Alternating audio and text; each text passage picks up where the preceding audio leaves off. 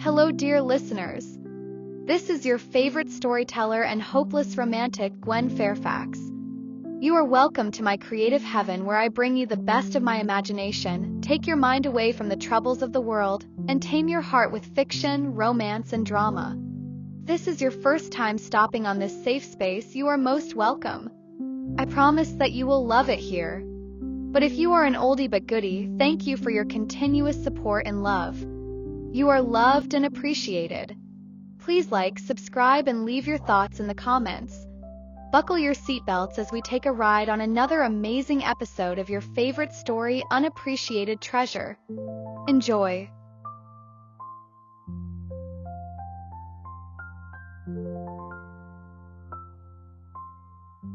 When Chelsea saw all the delicious meals that were set before them, her eyes glistened with joy and excitement. She looked like a little kid that had been taken to a toy store for the very first time. Coupled with the fact that she had not eaten anything since morning, she was starving. She said with a soft and gentle voice, "Honey, you got all this food just for the both of us?" Hank couldn't help smiling as he saw the excitement on her face. With his usual hoarse and husky voice, he said, "I knew my little foodie would be hungry. So I asked the chef to make all of your favorite meals." Before Hank could continue, Chelsea dug in. She was munching on the already peeled crabs on the table. With a mouth full of food, she spoke. "Oh my goodness. Babe, this is so good." She looked like a chipmunk with nuts in its jaws. Hank couldn't help but smile. Her mouth was a little messy with the oil from the crab she was eating. Hank took a tissue and cleaned the side of her mouth. "You don't have to rush. The food isn't going anywhere." Chelsea hadn't realized that she was eating like a criminal who had just been released from jail. She was a little embarrassed and said shyly, "Sorry about that. I didn't have lunch and I was so hungry." Hank just chuckled and replied, "Silly. You can eat as much as you want, okay? Just eat slowly. I don't want you having hiccups or suffering from indigestion later." Chelsea just smiled and continued eating. After eating to her fill, she took a glass of water and had a couple of sips. She felt good and satisfied. She looked at Hank, who had been eating elegantly, and said, "I am done eating. There isn't any more space for food. I feel like a large stone has been placed in my stomach." Hank couldn't help but laugh out loud. "That is what happens when you eat like a thief." Chelsea smirked. "It's not a crime to love food." They both laughed at their silly jokes. After eating, they both moved over to the couch to watch a couple of movies. Although Chelsea was exhausted, she couldn't sleep. She just wanted to spend this whole evening with Hank. After a few sips of wine, Hank turned to Chelsea and was staring at her. When Chelsea realized Hank's gaze on her, she asked shyly, "Honey, why are you staring at me like that? Is there something on my face?" Hank, with a smile on his face, shook his head and replied, "No, darling. I just can't take my eyes off you. You are so mesmerizing." Chelsea's face became a little flushed. Hank's compliment left her speechless. She just muttered, "Thank you, hon." Hank moved closer to Chelsea and held her hand. He looked into her pretty eyes and said softly, "Chelsea, do you know how special you are? I know people live for the sake of living. But for me, life without you in it is meaningless." He took in a deep breath and continued, "I want you to always remember this, Chelsea. You will always be my first true love. Not like the first person I fell in love with, nor the first person I liked, kissed, or made out with. But you will always be my first strong feeling. I knew from the first day we met at Mount Halo that my heart belonged to you. I promise you will always have the best version of me and you will never regret loving me." Hank let out a deep sigh and pulled Chelsea to sit on his lap. "My dearest Chelsea, I know we both have been hurt terribly in the past by people we thought loved us back. I believe we are supposed to meet the wrong people before meeting the right ones so that when they finally arrive, we will be truly grateful for the gift of love that has been given to us. If I could love the wrong person so much, just imagine how much I love you, my true love." His words were interrupted by Chelsea's sudden kiss. She pulled back and looked into his eyes. She muttered the words, "I love you so much, Hank." Her eyes were glistening with so much passion and love for him. Her declaration was like the sweetest melody Hank had ever heard. As Chelsea was still processing what Hank had said, Hank started kissing her forehead, her eyes, and down to her lips. He pulled back, with their foreheads still touching, and he whispered over her lips with eyes closed, "I just can't get enough of you." He leaned closer and nibbled on her bare neck. Chelsea could feel how aroused he was. Her face flushed red, and she could feel a hot sensation creeping through her entire body. Feeling as her breath had become heavy and fast, Hank untied the straps of her dress that were tied around her neck. The soft part of her cleavage was exposed, and this turned Hank on even more. Looking at the fascinating figure sitting on his lap, Hank's emotions were about to go haywire. All his senses had gone on a rampage, and he lost all sense of control. He slowly asked in a voice that sounded like a whisper, "Baby, do you want to do this?" Instead of answering, Chelsea straddled him and kissed him passionately. This kiss was nothing like their previous kisses. Seemed as if they were declaring their love with unspoken words. They felt as if they were drifting into the clouds. Hank's hand slowly walked its way all over her body. Seemed as if his hands wanted to mark every part of her body, to say that she was his. He slowly carried her to the bed and laid her on her back. He kissed her intensely as their bodies amalgamated into each other's. He held her tight as he began kissing the nape of her neck. Seemed as if time had come to a complete stop. Their bodies merged as they explored each other deeper. Everything around them seemed to have disappeared as they enjoyed the intense pleasure. They both felt as if they had actually been to the highest point of the universe, while also drowning in the abyss of their own love. Intense desires, emotions, and soft moans of pleasure engulfed the entire suite as Hank and Chelsea finally gave into each other. Their bodies and souls were now moving in unison. In this moment of ecstatic joy, the two of them were making a silent promise to love each other till eternity. It was the next morning, and Chelsea was still sleeping sweetly. The rays of the winter sun shone on the big bed, illuminating Chelsea's and Hank's entwined bodies. Hank was the first to open his eyes. He looked at the sleeping beauty in his arms and couldn't help but smile. He remembered how the previous night had been full of passion and ecstasy. He reached out his hand and caressed her sleeping face. She looked like a doll and so innocent.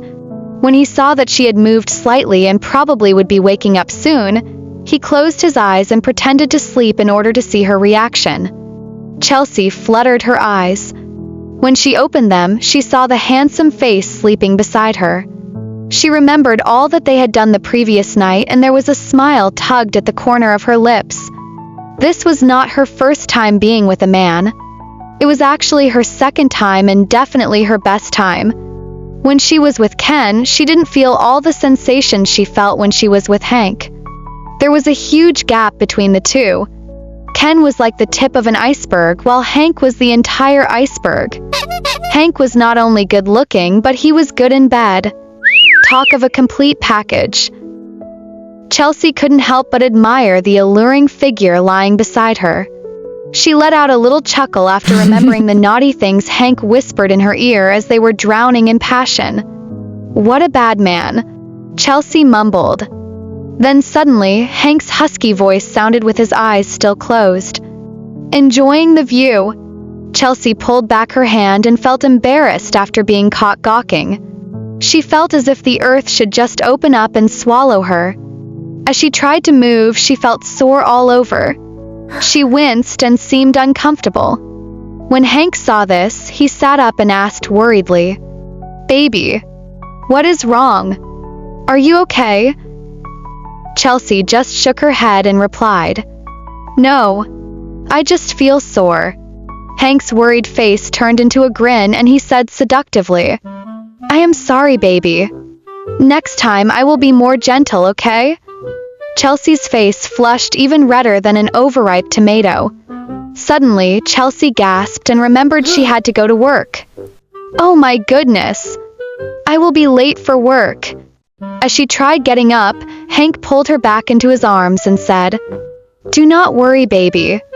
I have asked Daniel to apply for a 2-day leave for you." Chelsea couldn't believe what Hank did. She protested. "But honey, this is a critical time for my team and me. The summit is in 3 weeks and I can't be absent from work." Hank looked at her and said dotingly, "Baby, I am certain everything has been put in place. You being absent for 2 days won't crumble the company. Besides, your other colleagues are there to sort things out. Daniel told me how hard-working you have been on this project. So just relax, okay? You will go back to work on Monday." Hank was right. Everything for the summit was ready, and Chelsea had put in a lot of effort. Taking these 2 days off wasn't going to make the company come crashing. Chelsea looked at Hank and said softly, "Hank, thank you for always putting my happiness first." Hank smiled and responded, "If you want to thank me, then fulfill this important request of mine." Chelsea raised her eyebrows and asked, "And what is the request?" Hank turned to the side of the bed and took out a little box. When he opened it, Chelsea was stunned. In the box was a 16-carat cut diamond ring. The ring was in the form of a tulip, with yellow and blue hues radiating through the diamond. It shows that Hank's journey to Liverpool was not for business purposes. He had actually traveled to France to have that ring customized by the famous French jeweler Pierre Beaumont. Chelsea's mouth hung open when Hank stepped down from the bed and knelt before her. With a husky voice, Hank asked, "Chelsea, I know you might think this is so sudden. You might say, oh, we have been together for just 3 months and I am already proposing. Chelsea, all I know is that I love you so much and wouldn't want to lose you to anyone. I know that I won't be able to survive if someone steals you away from me. I just believe and know that you are my soulmate. I believe you were cut from my rib. So, Chelsea Powers, will you do me the honor and become Mrs. Fitzwilliam? Will you be my forever and a day more?" Chelsea's face was already covered with tears. She couldn't believe that Henry Fitzwilliam had proposed and asked her to become his wife. She was as in a daze. Hank called out again softly, "Baby, will you please marry me?" Chelsea stretched her hand and replied between sobs, "With all my heart, Hank. I will marry you." Hank felt as if a burden had been lifted off his chest. His hands were trembling as he slit the ring onto Chelsea's ring finger. He gently kissed her hand. Chelsea moved the ring closer to her face and saw that Hank had put in a lot of effort into customizing the ring. Inside the ring were the letters C and H, which represented Chelsea and Hank. Hank moved closer and hugged Chelsea. That morning, they spent another marathon, immersing themselves in their passion as they became lost in the world of ecstasy. When Chelsea opened her eyes, it was already evening. She was so exhausted. She turned around and discovered that she was alone in bed. Hank was nowhere to be found. She walked into the bathroom and took a long, warm shower. There was a pair of joggers and different female undergarments placed on the table in the bedroom.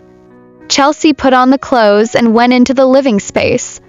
Hank was sitting on the couch and working on his laptop. When he saw Chelsea, he smiled and walked up to her. He scooped her up and said softly, "My beautiful fiancé is finally awake." He gently kissed her on the lips and placed her on the ground. Chelsea couldn't believe that she was now engaged to Henry Fitzwilliam, the richest and most wanted bachelor in all of London. Before she could say anything, her stomach rumbled. Hank smiled and said, "I knew by the time you woke up you would probably be hungry. Come. I had the cook prepare us something to eat." Hank pulled her to the dining table and they had dinner. After dinner, Hank and Chelsea sat on the balcony and were having a cup of tea. Suddenly, Hank asked, "What do you say about us going to the local registry office tomorrow and have our marriage registered and signed?" Chelsea almost choked on a crouton as she looked at Hank. Honey, why the rush? I still haven't met your grandmother and other family members. What if they don't like me? Or what if they blame us for having a shotgun wedding? Hank smiled and responded, You don't have to worry about my grandmother. Nana Julia already loves you so much and can't wait to see you. She is the most important member of my family. So you don't have to worry about any other person. Chelsea felt as if she was in a trance. Everything seemed to be going so fast. In less than 48 hours, she was engaged and even about to get married. Hank looked at her and asked again, Are we getting married tomorrow? Chelsea decided to take the leap of faith and nodded. Yes, Pookie Bear. We are getting married tomorrow. Immediately, Hank picked up his phone and dialed Gina's number. Gina picked up almost immediately. Hello, boss. Hank, with a brighter tone, said, Gina, I want you to organize the documents for my wedding with Chelsea tomorrow at the local registrar's office. I want the ceremony by 10 in the morning. Gina, with a little smile on the corner of her lips, answered enthusiastically, Sure, boss. We'll work on it right away. Gina was so happy for her boss. She knew exactly what Hank had been through. Ever since Chelsea came into Hank's life, he now often smiled and became more of a human. After Hank ended the call with Gina, he dialed Daniel's number.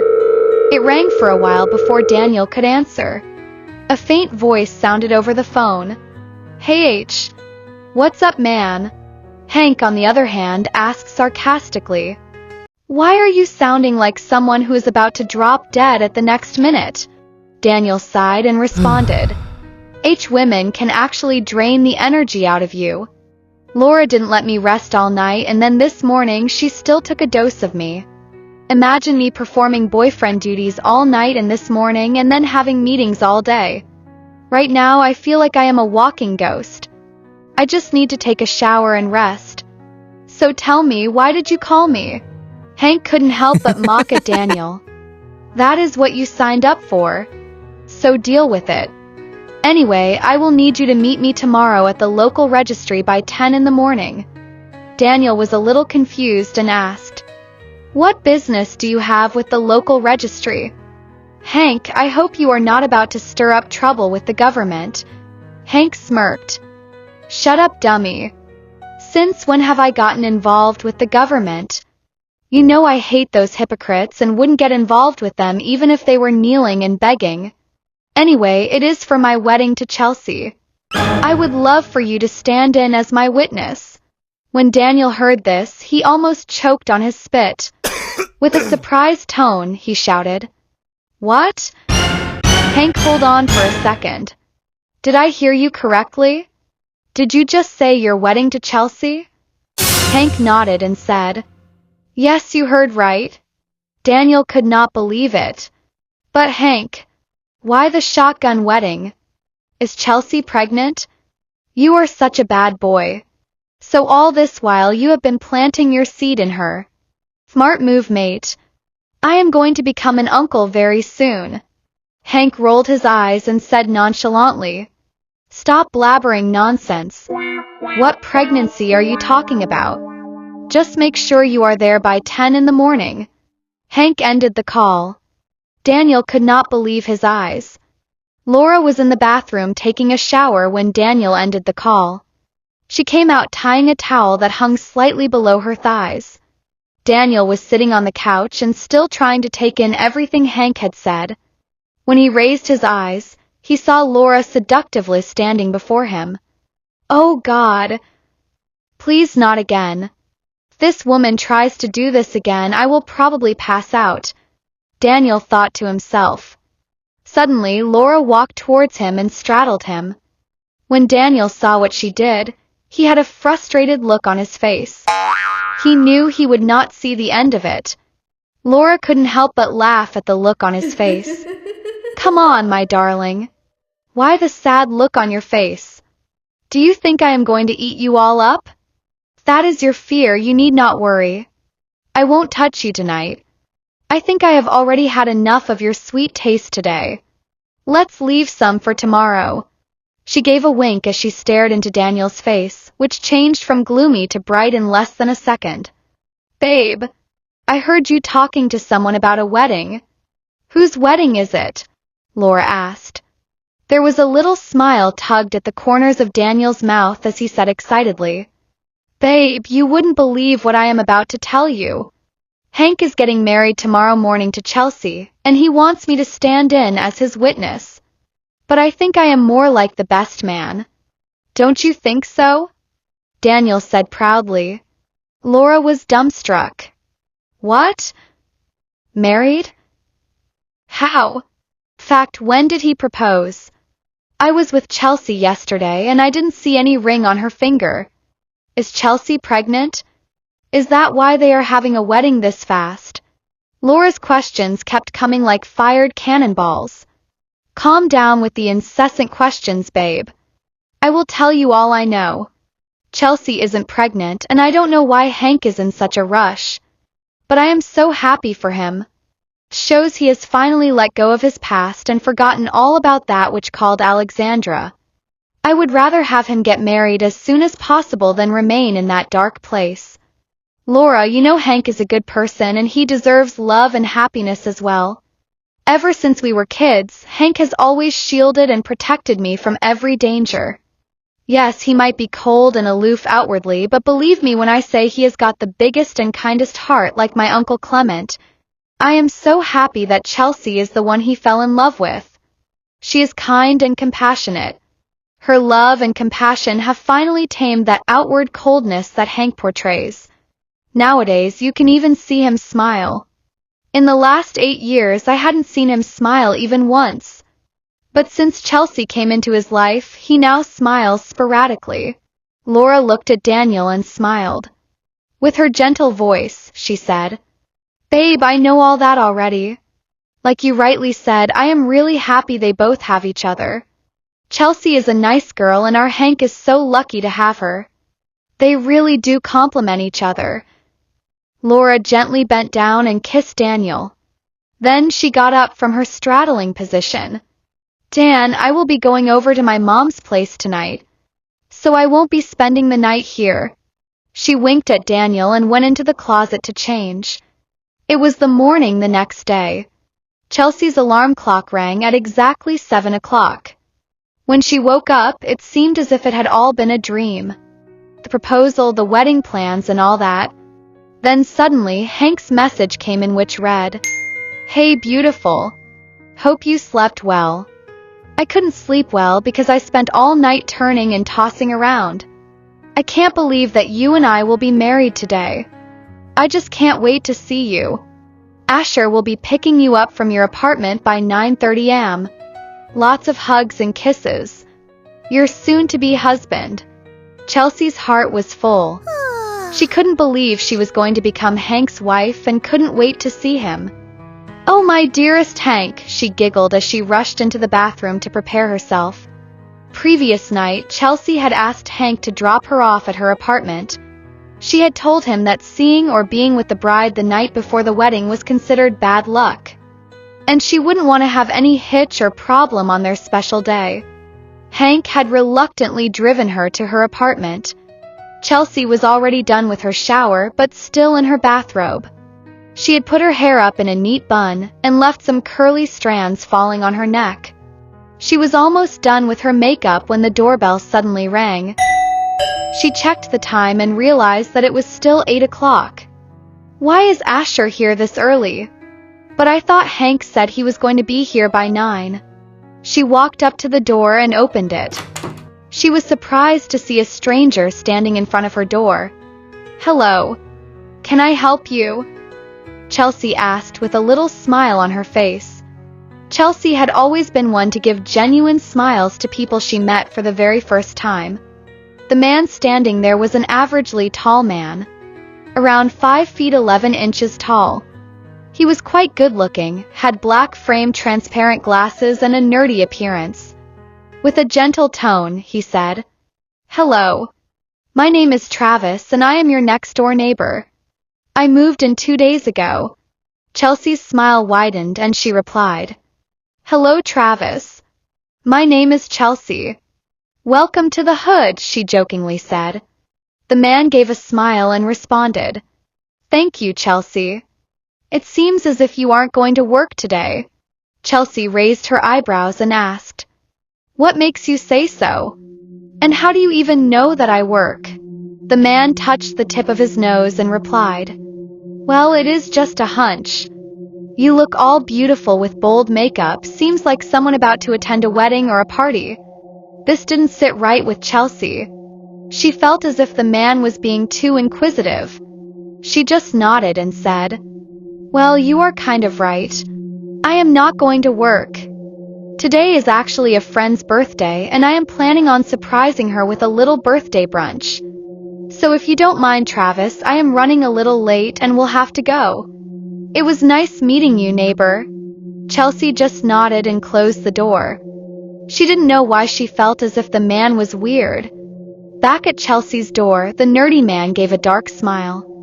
To Chelsea, he was Travis. But to Hank, he was no other than Randy Travis Barclays, his #1 sworn enemy.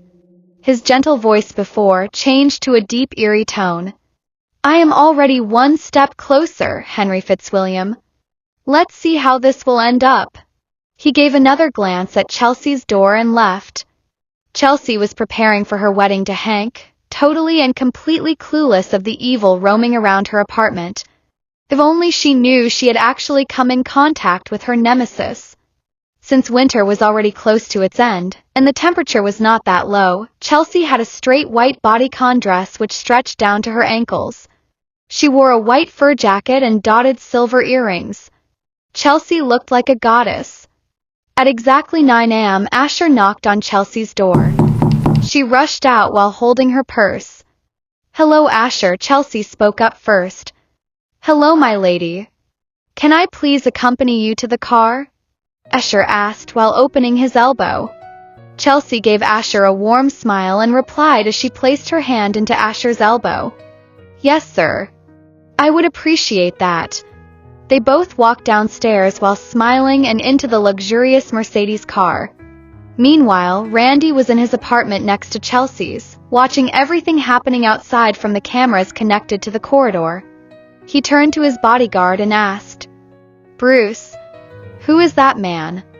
And why is he so friendly with Chelsea? Bruce walked closer to see who Randy was talking about. Bruce cleared his throat and replied, Boss, he is Mr. Fitzwilliam's driver. Nothing is known about him. You know how Mr. Fitzwilliam keeps the personal information of his staff a secret. Randy smiled, but it didn't reach his eyes. With a deep and cold voice, he said, Well. This Chelsea seems to be very smart. This makes me want her even more. He chuckled and then turned to Bruce and said coldly, Follow them. I want to know exactly where he is taking her. Bruce nodded and left immediately. Chelsea and Asher were on their way to the local registry, when Asher suddenly realized that they were being tailed. Asher was not an ordinary driver. He had been trained at Scotland Yard and had worked with MI6 for years. Hank actually knew how to sort out the best people to work closest to him. Asher's mind worked like that of a robot. He could decipher any threat in an environment before anyone. That is why Hank had never been attacked on any of his commutes, because Asher always knew an escape route. Asher suddenly pulled into the city center and walked Chelsea into La Plaza, the famous mall owned by the Fitzwilliam Group. He called up somebody and asked for something. He quickly pulled Chelsea into the private elevator which took them to the private parking lot, where there were close to 80 luxury cars parked. Chelsea pulled her hand away from Asher and asked sternly, Asher, what is going on? Why did you bring me here? This is not the route to the local registrar's office. Asher looked apologetically and replied, Miss Powers, I will explain everything in the car. Please let's get in first. Shortly after that, a man came down with a key and handed it over to Asher. Asher just nodded and pressed the unlock button. A limited edition black Lamborghini with tinted glasses beeped. Asher pulled Chelsea into the luxurious car and drove out through the secret underground exit. Before Chelsea could realize it, they were already at the local registry. Chelsea was lost for words. Asher just walked out as if nothing had happened.